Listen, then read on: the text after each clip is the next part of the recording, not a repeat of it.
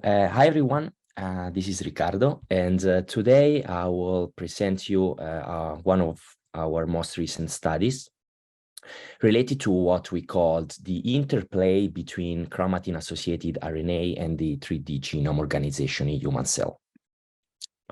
I will start with a brief introduction because all of you are pretty aware of what's going on here. So we know that the interface genome is highly organized on this multi-scale 3D architecture that goes from AB compartments at the low resolution to topologically associated domains, and finally chromatin loops at higher resolution. We also know that transcriptional regulation is one of the most extensively studied functions for these structures, but there could be more. And here, what we are trying to do is to study if another function could actually be regulating the spatial localization of chromatin-associated RNA, cRNA. So we did that because previous evidence confirms that cRNA regulate gene transcription and also that their role often depends on the spatial localization in the nucleus. However, it is not yet clear how they're organized in the context of the 3D multi-scale genome architecture, or if, for example, there is any specificity in their spatial distribution, or eventually if in turn the localization of this chromatin-associated RNA can impact or modulate the 3D genome architecture. So to answer this question, we basically used a synergy of high-resolution genome-wide RNA-DNA contacts generated with iMargi and DNA-DNA contacts maps generated with in situ IC in human cells.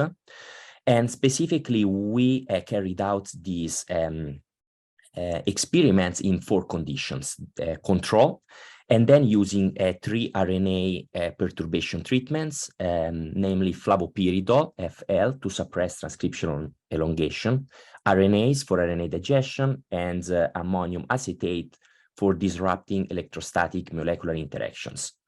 Then, to further study relationships between 3D genome organization and cRNA, we also generated additional RNA-DNA and DNA-DNA contact maps in genetically engineered human cells, where, for example, a TAT boundary were deleted or inserted, or undergoing acute RNA depletion, or, for example, where a specific cRNA sequence was deleted to study the specific role of a specific cRNA. I will give, of course, more details about this type of data later in the presentation when they show up. But before moving forward, I want to introduce a concept, which is the RNA attachment level, RAL, that will be used a lot in this presentation. So here you see an example of iMargi data that can be, of course, represented as a heat map, similarly as I see. However, we have RNA in the rows, DNA in the columns. And this means that basically the contact matrix is not symmetric because, of course, we don't expect that the RNA-DNA contacts are reciprocal. And if you focus on this blue box here, basically this clearly explains what we mean by RAL, which is the level of a gene's RNA attached to a genomic region. So basically, in this case, if we consider this gene here as example, would be the number of iMargi read pairs with the RNA ends mapped over this gene, and the DNA ends mapped over any genomic region, in this case, this genomic region highlighted by the base of the rectangle here. So basically, the RAL here would be the sum of the read pairs within this box. Okay, so let's start with the analysis of the interplay between RNA and 3D genome. And the first question we asked was if RNA association on any genomic region correlated with its 3D compartmentalization. So to answer this question, we quantified all the cRNA attached to every 500 kilobase pair region of the genome. So this was done genome-wise to calculate what we called cRAL, cumulative RAL. And as you see here from the scatter plots, what we observed was a correlation between the cRAL and the first principal component of the C matrix in H1, HFF, and K562, showing then a correlation between CRAL and AB compartments. So now you, of course, may raise the concern that these higher CRAL in the compartments that we observed could be attributable to a higher level of local transcription. First, as I report here, I should mention that we used a 200 kilobase distance filter for MRG read pairs, meaning that all the read pairs that are less than 200 kb apart from each other were removed. And this is basically to remove any locally attached RNA.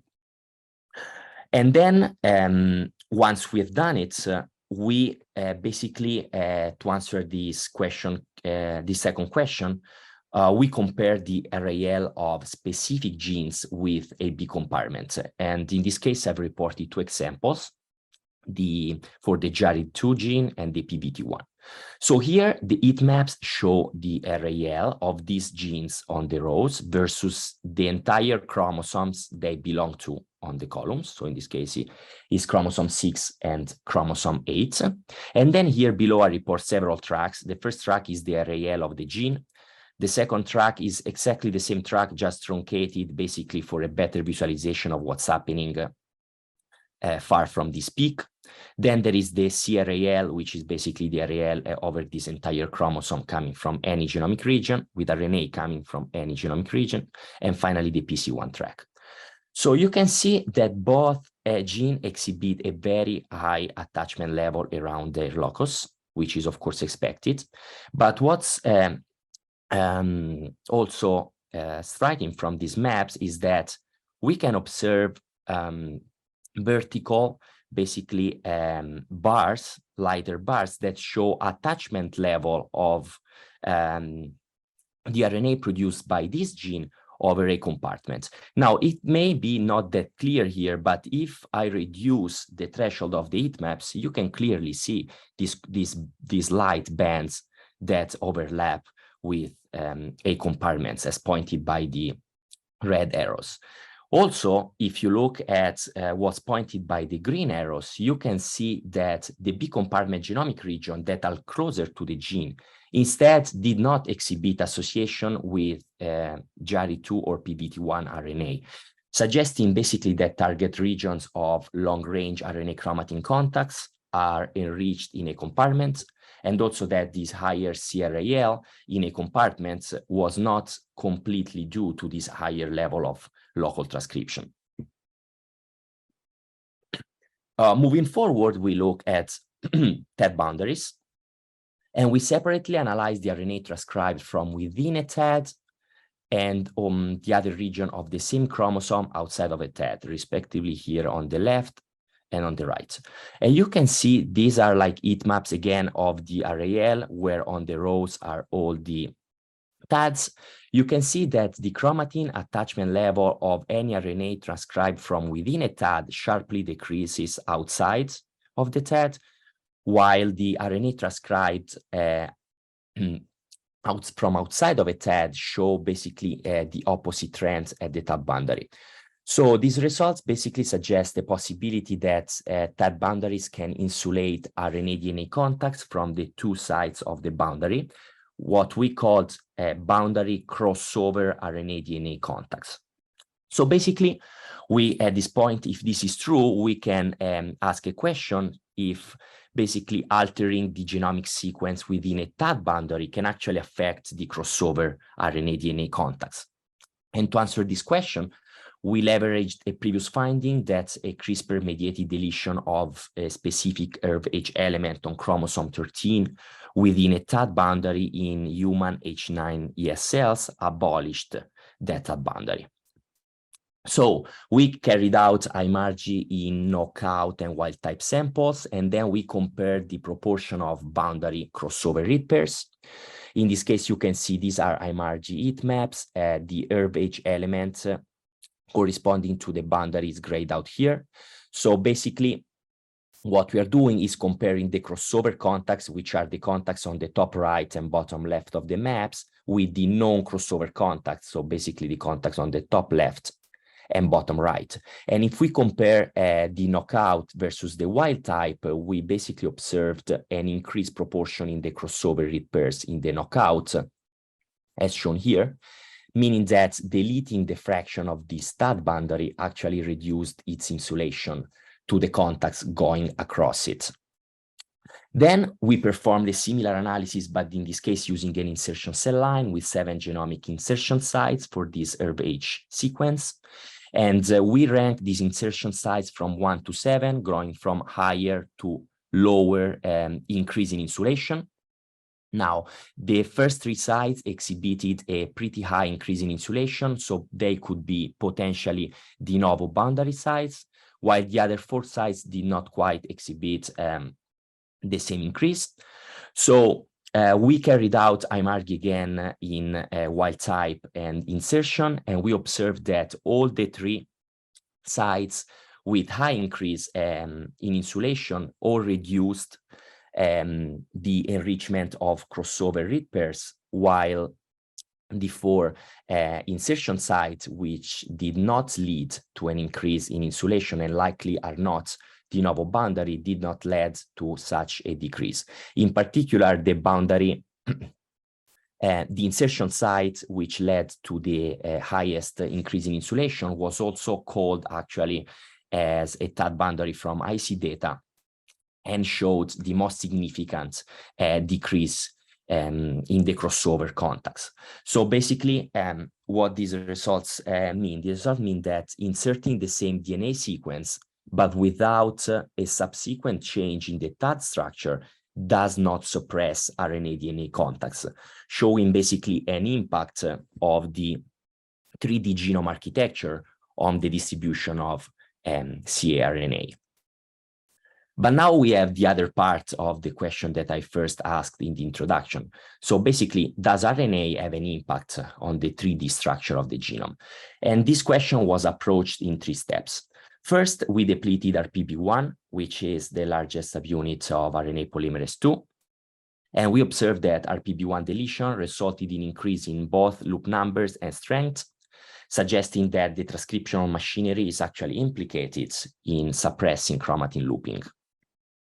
So if this is true, then we tested the induction of the transcription of a specific gene.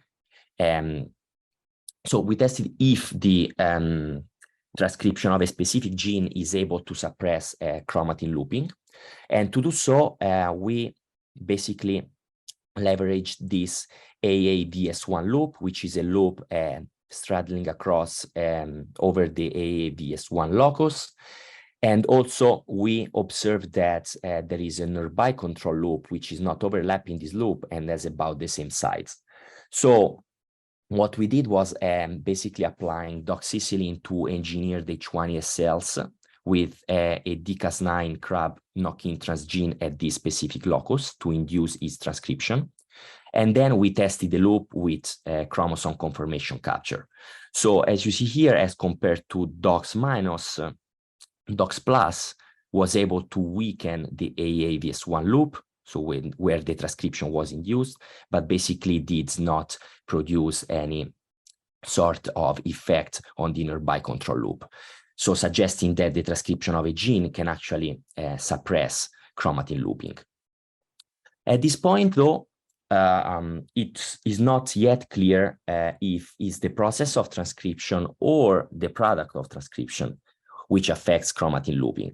So we know that it's not possible to answer this question by testing a specific locus. So what we did was testing basically whether RNA can impact chromatin looping genome-wide. And to do so, we compared chromatin looping in control, transcription inhibited, and RNase 3' cell. Now, there could be like, let's say, 2 hypotheses. So if RNA impacts chromatin looping, then the transcriptional process should be implicated, and we expect to observe similar changes genome-wide in both flavopyridol and RNase treatment. Or second, if the transcriptional process is the cause, then this means that RNA could be not necessarily involved. So we expect to see impact in transcription inhibition, but not in RNase treatment.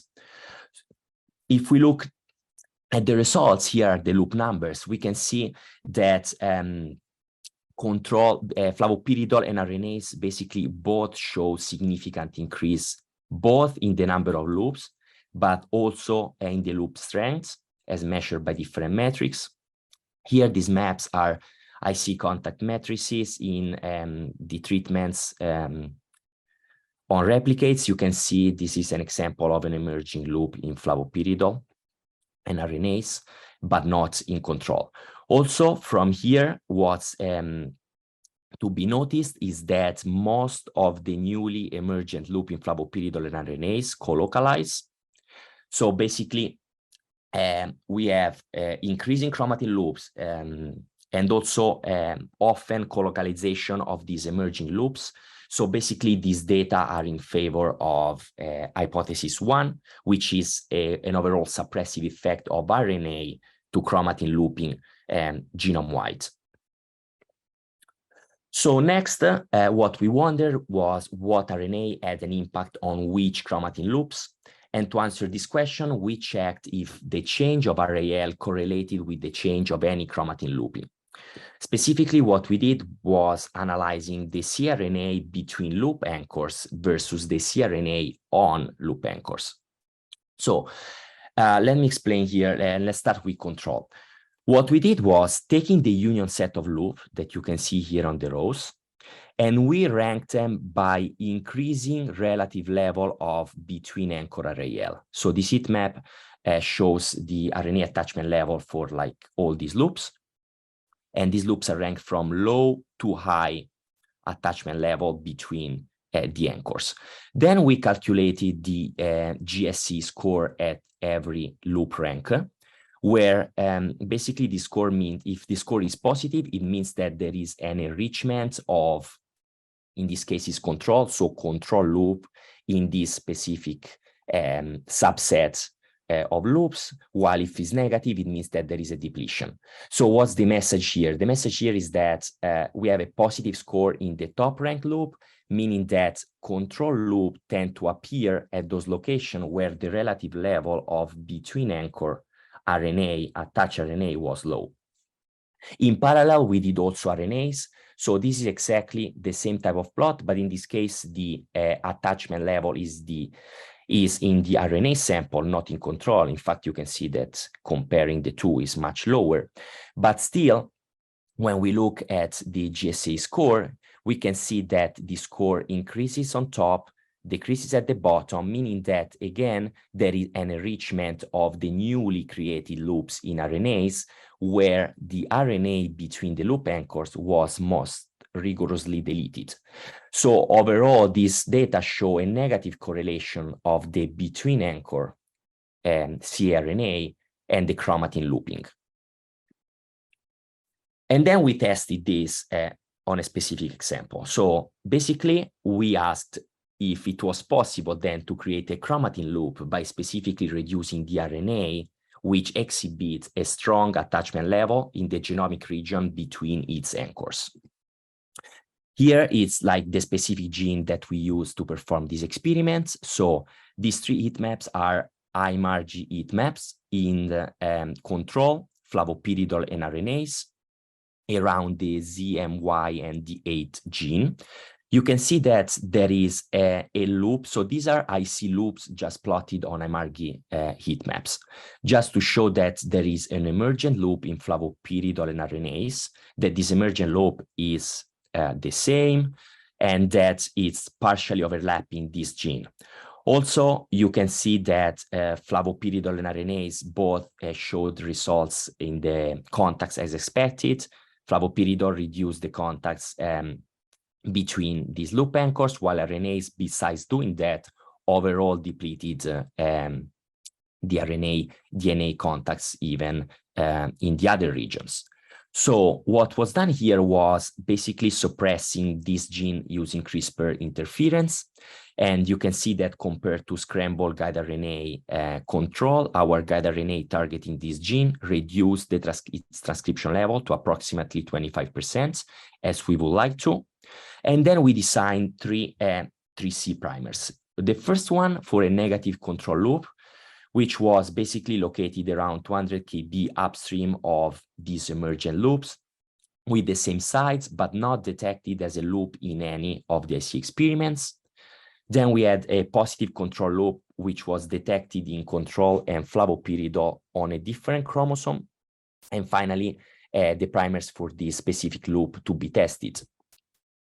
Then what was done was carrying out 3C after 3 specific treatments, so without supplying any guide RNA, supplying a scrambled guide RNA, and finally supplying the guide RNA targeting this gene promoter. And as you can see here, the negative control primers did not yield any product in any experiments. The positive control yielded products at the sizes that we were expecting. And while if we look at the to be tested loop, we see that there's no product for non or scrambled guide RNA, while actually there's basically a loop showing up when the transcription of this gene was inhibited.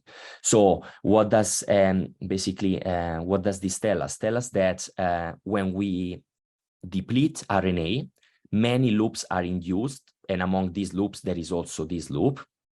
But if we inhibit the transcription of the gene between its anchors, we were able to recreate this loop specifically. So this correlation, this negative correlation between the between anchor attached RNA and the chromatin loop can actually help to identify which RNA has an impact on which loops.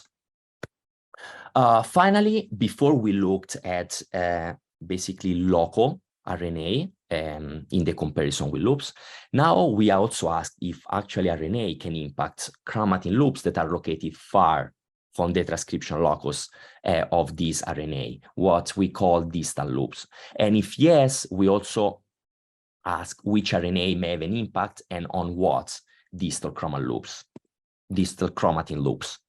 So first, we try to add another rule similar to the negative correlation that we observed before to this analysis. And what we leveraged was basically that we know that convergent CTCF binding sites in the loop anchors is a characteristic of the loop that are created by extrusion. So we checked if RNase was actually specifically increasing the strengths of loops with convergent CBS. And as you can see here, the strength in RNase as measured by the peak to lower left was increased in loops with convergent CTCF binding sites, but not in the other cases. So basically, this provided us with 2 correlational rules. The first one, a negative correlation between anchor cRNA and chromatin loops, and the second one, an enrichment of convergent CBS in RNA suppressed loop. So we try to apply these rules to identify which RNA may have an impact on distal chromatin loops. And then we tested if removing specific RNA can actually increase the strengths of these specific distal loops.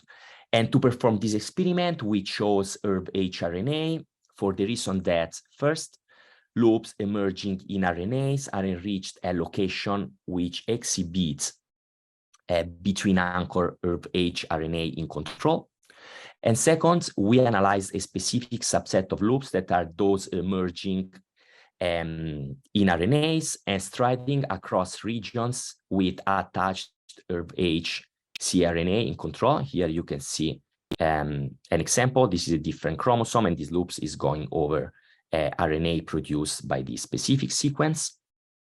And what we observed was that all of these subset of emerging loops were enriched in convergent CTCF binding sites at their anchors. So what we did basically was testing if removing this element would actually increase the strength of this specific set of loops. And what we did was using IC data with CRISPR-mediated deletion of the same ERB-H element that I presented before on chromosome 13. And then we checked all the loops overlapping RNA produced by this specific region. As you can see here, here are two examples of these specific loops, and what we detected was that both of the loop led to a sensible increase in strength in the knockout sample as compared to the control samples, and both showed convergent CTCF binding sites at their anchors.